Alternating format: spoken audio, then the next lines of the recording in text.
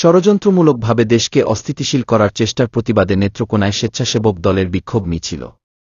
Report করেছেন A K M. Abdullah. সারা দেশে প্রশাসনের নির্লিপ্ততায় আইনশৃঙ্খলা পরিস্থিতির অবনতি, ষড়যন্ত্রমূলকভাবে দেশকে অস্থিতিশীল করার চেষ্টার প্রতিবাদে নেত্রকোনায় বিক্ষোভ মিছিল অনুষ্ঠিত হয়েছে।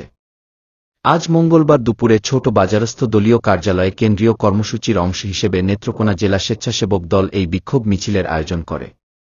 মিছিলটি দলীয় কার্যালয়ের সামনে থেকে শুরু হয়ে জেলা শহরের বিভিন্ন গুরুত্বপূর্ণ সড়ক প্রদক্ষিণ করে পুনরায় দলীয় কার্যালয়ে এসে সংক্ষিপ্ত সমাবেশ করে।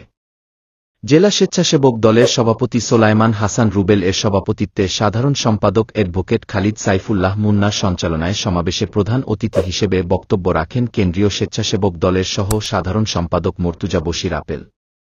এছাড়াও মিছিলে উপস্থিত ছিলেন জেলা স্বেচ্ছাসেবক দলের সহ সভাপতি নূরে আলম ফারাজ, সাংগঠনিক সম্পাদক কাউসার হোসেন, সিনিয়র যুগ্ম সাধারণ সম্পাদক এহসানুল হক, যুগ্ম সাধারণ সম্পাদক শরীফুল আলম সবুজ, জেলা ছাত্রদলের সাবেক সভাপতি সারওয়ার আলম এলিন, দপ্তর সম্পাদক মাইনুল হাসান মোহন ও সহ সাধারণ সম্পাদক শহীদুল ইসলাম মিনু প্রমুখ।